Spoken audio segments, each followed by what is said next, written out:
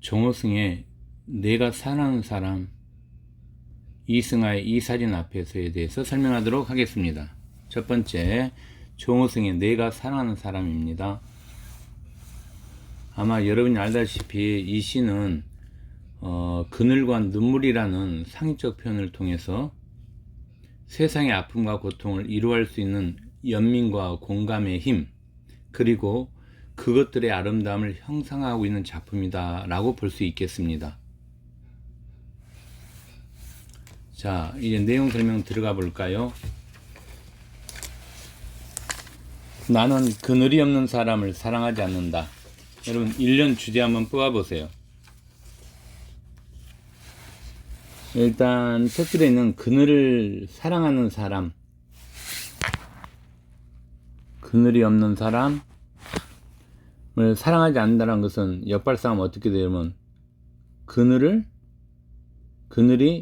있어야 된다는 이야기가 되겠죠. 그 다음 마지막 줄에 세상 그 얼마나 아름다운가라고 표현하고 있죠. 그러면 요 두 우리가 시어를 종합해 보면 1년의 주제가 쉽게 나오지 않나요? 자, 1년의 주제를 먼저 쓰도록 하겠습니다. 그늘을 사랑하는,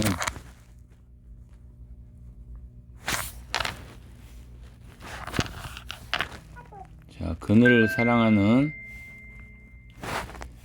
사람의 아름다움 정도로 주제를 잡으면 되겠습니다. 됐습니까? 자, 여러분 이제 나가 뭐에 해당되죠? 나. 드러나 있는 하자라고 할 수 있죠. 그래서 나를 우리가 볼 때 드러나 있는 하자다 이렇게 표현할 수 있겠습니다. 하자. 그늘이 없는 사람. 그래서 그늘이 없는 사람이라는 것은 여러분 어떤 거예요? 시련을 겪으려는 사람이에요? 겪으려 하지 않는 사람이에요? 겪으려 하지 않는 사람이죠. 즉 시련이나 아픔을 회피하는 사람이에요.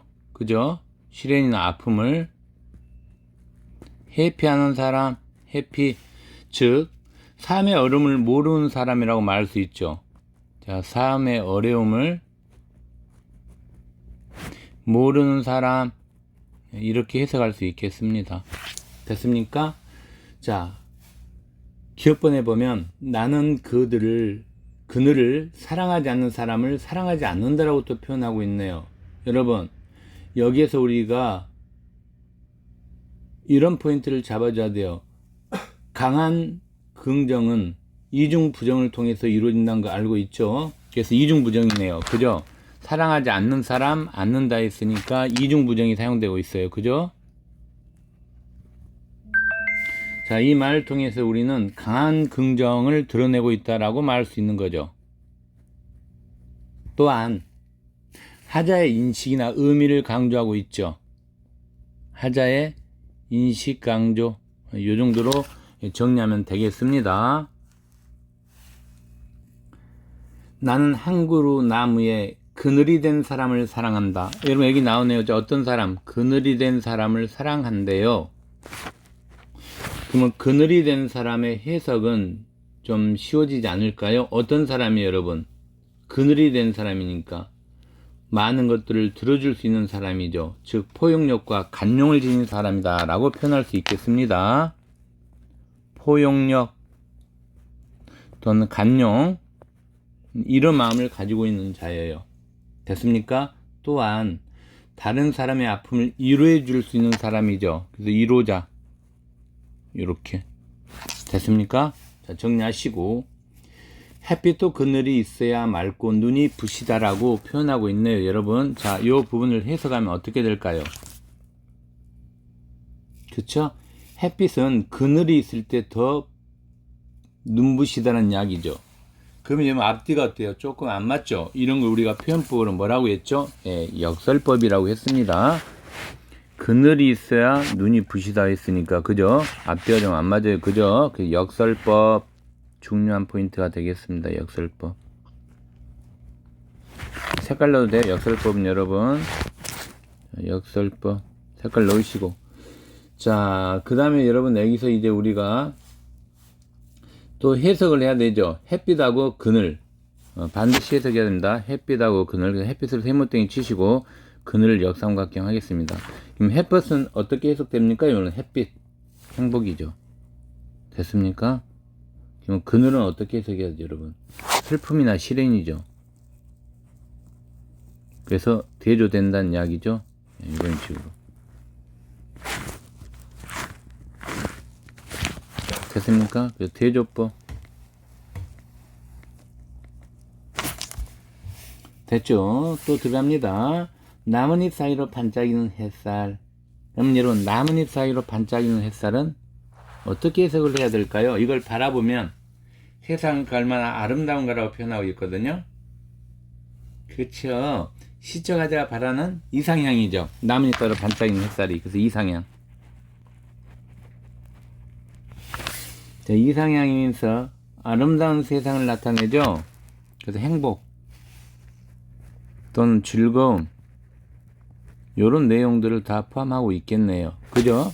바라보면, 자, 그 다음에 세상은 얼마나 아름다운가라고 표현하고 있어요. 그러면 세상은 얼마나 아름다운가, 이 말은 의미적으로 해석하면 그늘 때문에 세상이 아름다워 보인다는 이야기죠. 그쵸? 자, 다시 한번 정리합니다. 그늘 때문에 세상이 아름다워 보인다. 요렇게 해석할 수 있죠. 그럼 여러분, 아름다운 가에 있으니까 표현법은 서르법이면서 모의고사에서는 보통 의문형 어미로 해서 잘 나오죠. 즉 의문형 어미를 통해서 하자의 정서를 드러내고 있다라고 하면 맞는 표현이 되겠습니다. 됐습니까? 자, 이제 두 번째 연 주제법 와주기 바랍니다.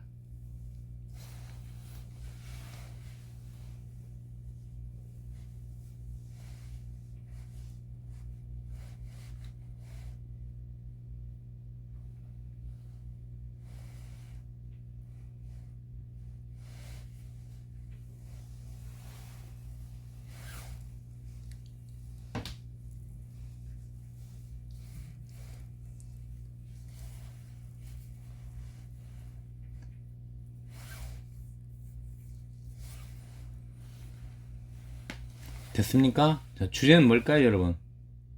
뭘 사랑한다고 나와있죠? 역발상하세요.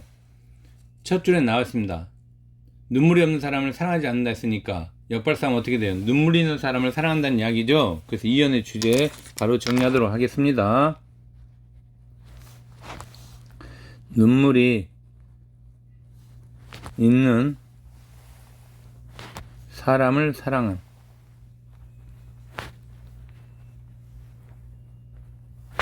됐습니까? 자, 이제 해석 들어갑니다. 나는 아까 했었죠, 이번 하자, 드러나 있는 하자. 눈물이 없는 사람을 사랑하지 않는, 눈물이 없는 사람들 아까 해석했었죠. 뭐라고 하면 됩니까? 그렇죠?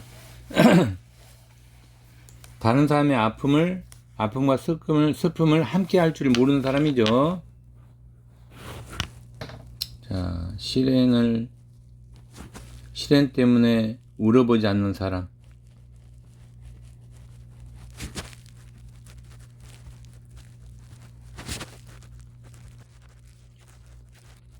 실행 때문에 울어보지 못하는 사람. 네, 이 정도 해석하면 좋을 것 같습니다.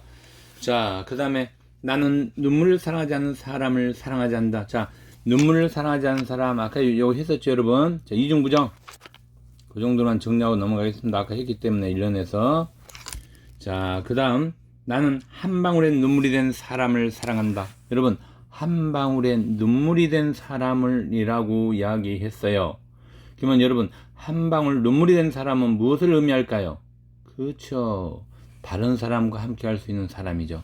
즉, 남의 슬픔을 이해하고 공감할 줄 아는 사람이죠. 남의 슬픔을 이해하고 공감할 줄 아는 사람.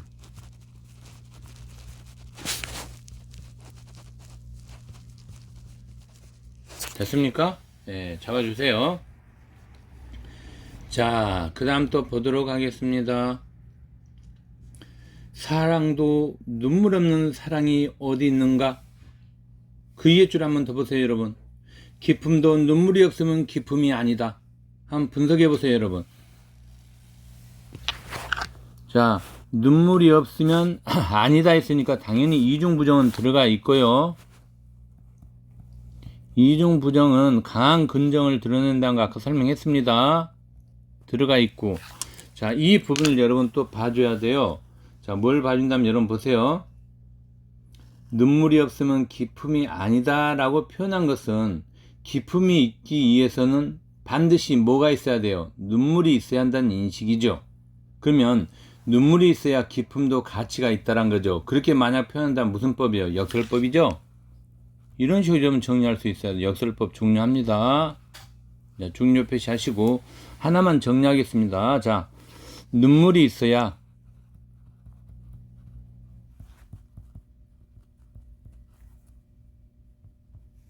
기품도 뭐가 있다? 가치가 있다는 이야기죠.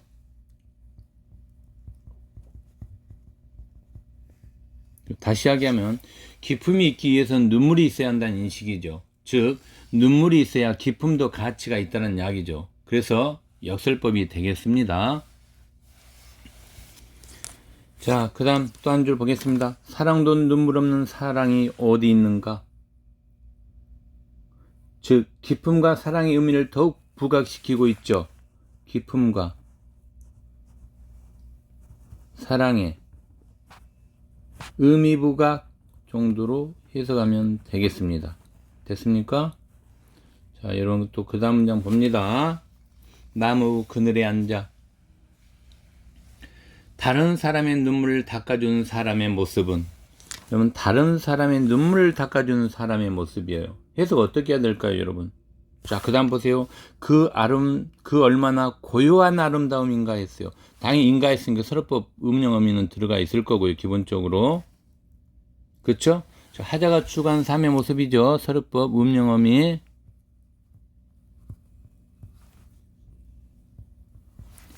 자, 그 다음 하자가 추구하는 사람이죠. 하자가 추구한 이상향, 추구하는 삶. 고요한 아름다움이에요. 그죠? 잡아주시고. 자, 그 다음에 여러분 보겠습니다. 또, 자, 다른 사람의 눈물을 닦아주는 사람의 모습. 즉, 다른 사람의 아픔을 위로해 줄 수 있는 사람이죠. 자, 다른 사람의 아픔을 위로할 수 있는 사람. 이렇게 되는 거죠, 여러분. 됐습니까? 자, 마지막 줄 보겠습니다. 고요한 아름다움인가 했어요.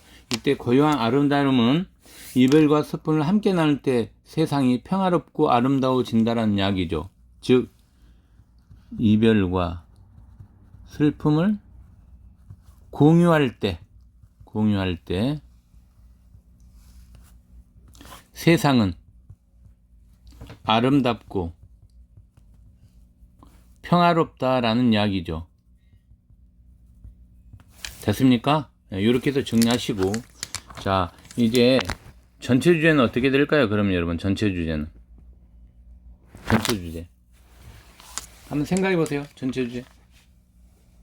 그쵸? 고난과 슬픔을 함께하는 사람의 아름다움이죠. 즉 타인의 고독과 슬픔에 대한 연민과 공감의 소중함을 이야기하고 있죠. 간단하게 정리하겠습니다. 고난과 슬픔을 함께하는 사랑의 아름다움.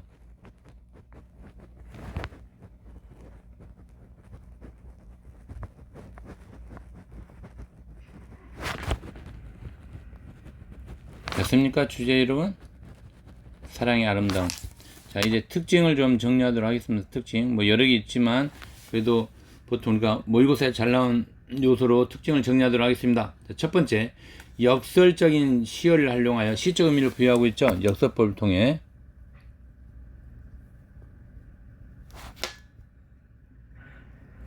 시적 의미 강조. 자, 두 번째 특징은 여러분 조심해야 됩니다. 1년과 2년이 어떤 구조를 이루면서 주제의식을 드러내고 있습니까? 그쵸? 대칭 구조죠. 이거 신경 써야 됩니다. 자, 1년과 2년이 대칭 구조를 이루면서 주제의식을 드러내고 있죠.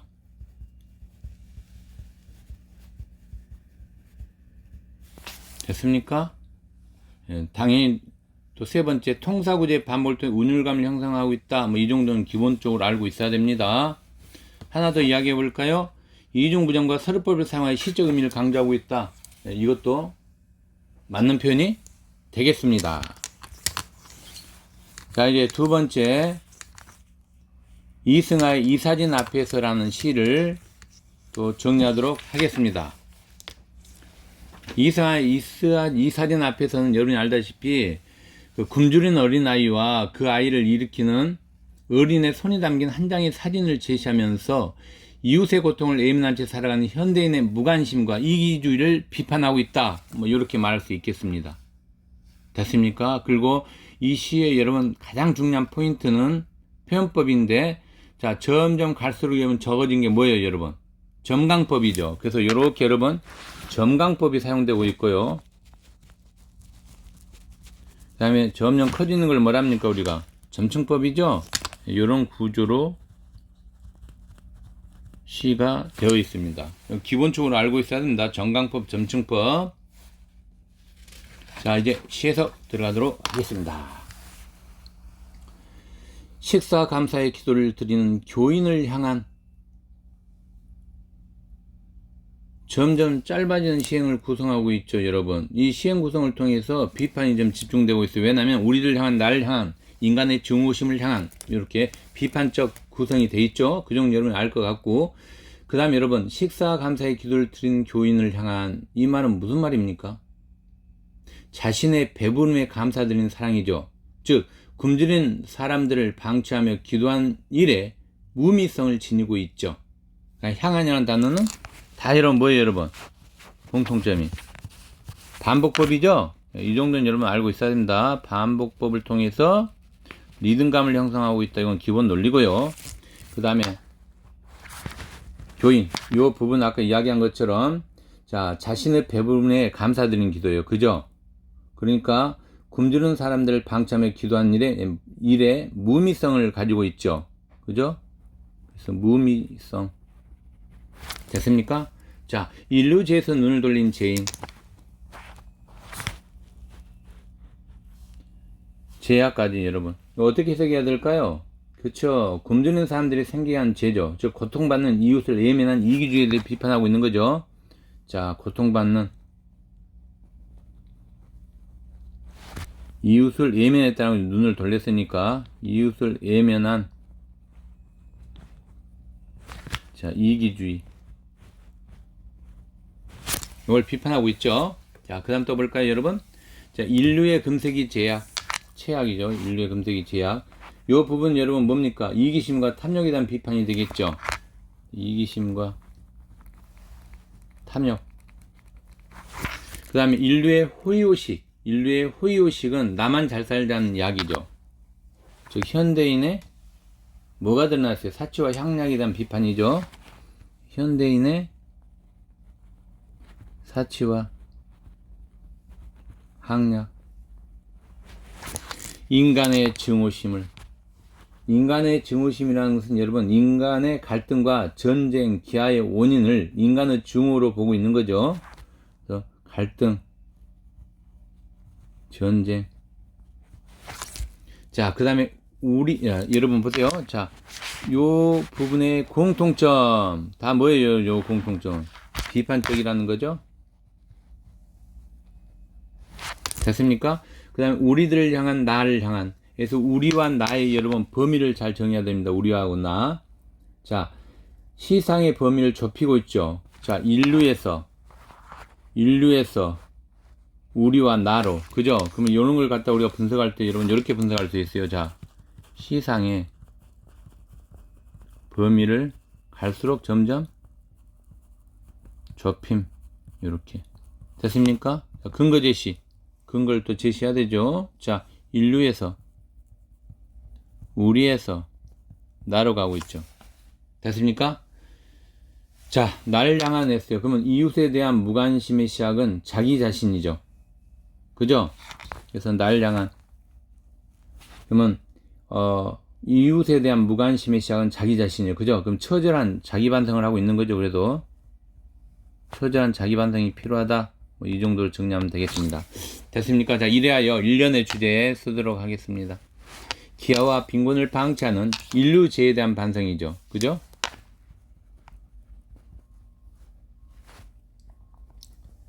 재해에 대한 반성이 1년의 주제가 되겠습니다. 자, 이제 2연 보도록 하겠습니다. 쇼말리아 한 어린이의 오체 투지의 예가 날 얼어붙게 했다.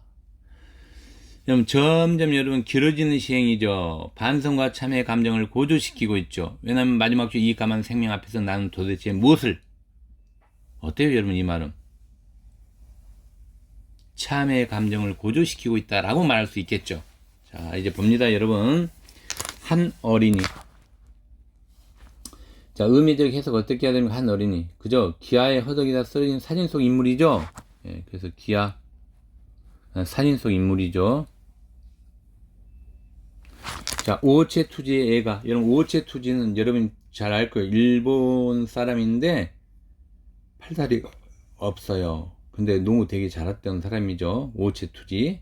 그래서 굶주림으로 쓰여지는 모습을 표현한 거죠. 오체 투지의 의미적 해석은. 즉, 절이 아닌 배고픔으로 인한 절망적임이죠.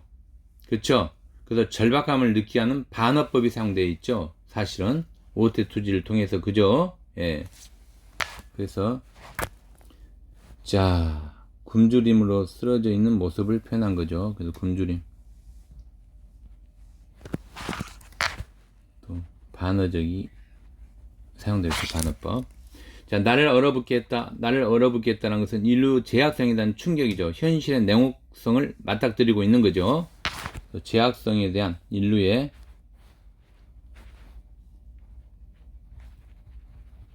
제약성에 대한 충격. 그 다음에 현실의 냉혹성이죠. 현실의 냉혹함. 이런 내용과 맞닥뜨려 있죠. 자, 자정 넘어 취한 채 기가하다. 주택가 골목에서 음식물을 개운. 여러분 리을 분석을 한번 해보세요. 그쵸? 너무 많이 먹고 소비하는 현대인이죠.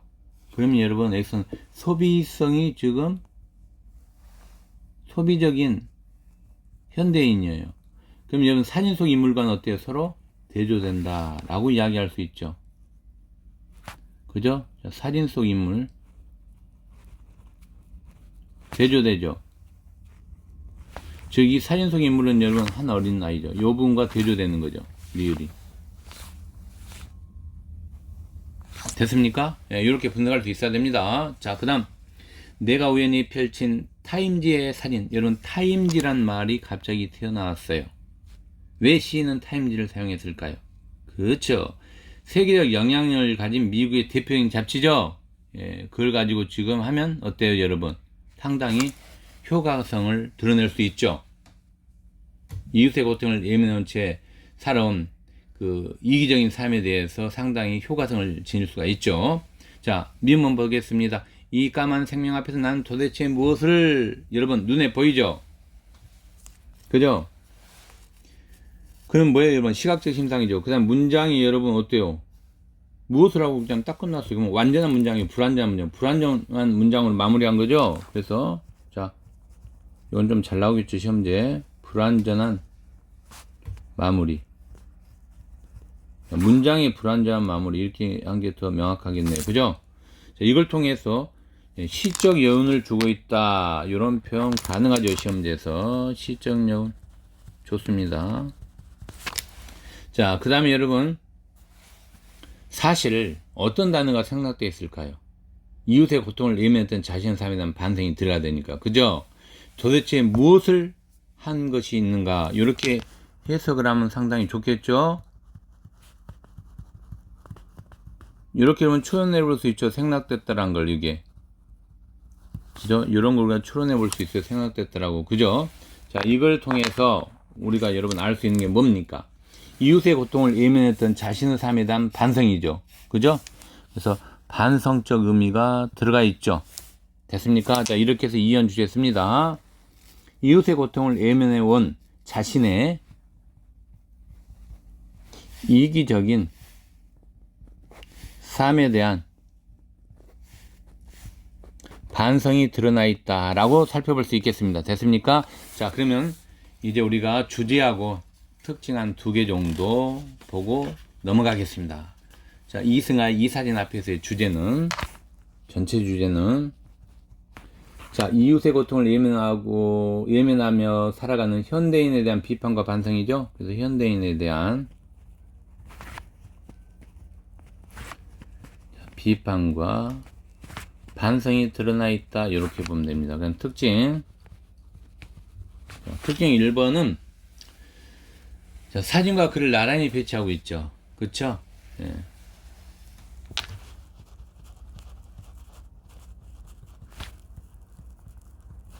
나란히 배치하고 있다. 이걸 통해서 우리가 알 수 있는 게 사진과 시를 결합하여 주제를 형성한다 라고도 말할 수 있겠죠. 하나 더 보겠습니다. 그 다음에 시행의 길이를 조절하여 시각적 효과를 높이고 있죠. 그렇죠? 시행이 좀 독특하죠. 독특하게 배열되어 있어요. 그죠? 시행의 길이를 조절하여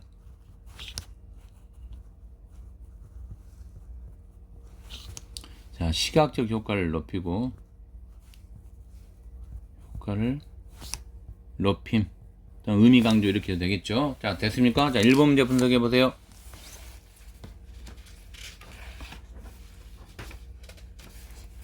답이 몇 번일까요, 여러분? 1번에 적절하지 않는 겁니다. 그렇죠? 5번이죠? 모두가 아니라 어디에만 해당돼 열거법과 시적사항을 구체하는 것은 4번이죠. 이건 맞고 이건 틀립니다. 모두도 잘못되어 있죠. 됐습니까? 되게 쉽죠, 여러분? 자, 답은 5번이고요. 1번 답지 여러분 맞는 근거 잡으세요. 키워드 잡으세요. 역설적 표현 좋습니다. 자, 2번 답지는 아까 시적 예언을 둔다고 분명히 이야기했습니다. 문장이 불완전하게 마무리됐다고 이야기했어요. 기억나십니까? 그러면서 제가 여러분 만약 문장을 우리가 좀 더 읽는다면 뭐라고 했어요? 이 까만 생명 앞에서 나는 도대체 무엇을, 그 다음 뭐라고 해야 돼? 한 것이 있는가 정도로 해주면 좋겠죠? 예.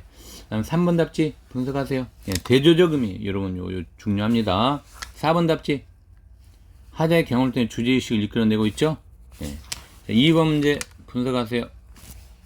답이 몇 번일까요, 여러분?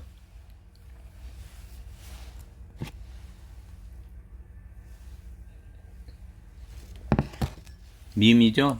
즉, 밈 관련된 5번 답지일까요, 여러분? 몇 번 답지일까요? 3번을 먼저 볼까요? 예, 3번 문제 먼저 보겠습니다.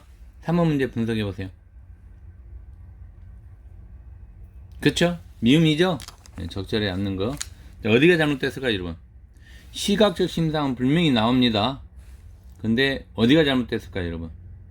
자, 까만 생명. 색깔이 어때요? 까만 생명이라 했잖아요. 이게 시각적 심상은 있어요. 그죠? 헷갈리면 안 돼요. 자, 까맣다에서 시각적 심상이 있네요. 또한 색채 이미지도 있죠. 검은색이니까. 근데 여러분 3의 모순을 드러낸 겁니까? 아니죠. 3의 모순이 아니라 아까 분명히 이야기했습니다. 뭐라고 이야기했습니까, 여러분? 이거 중요합니다. 하자의 자신의 삶에 대한 반성이 드러나 있죠. 그죠?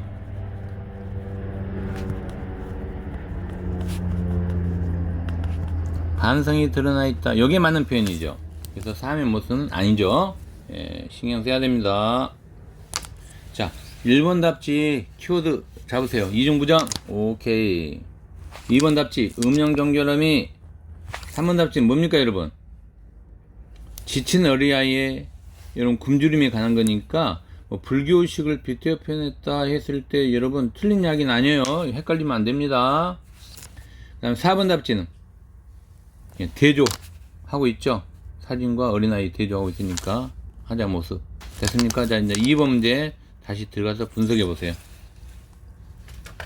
가장 적절한 겁니다. 그럼 함정이 있다는 이야기예요. 그죠?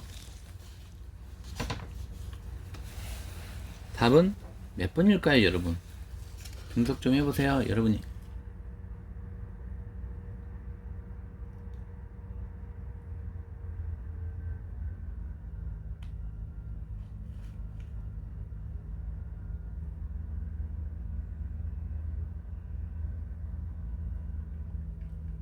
그렇죠.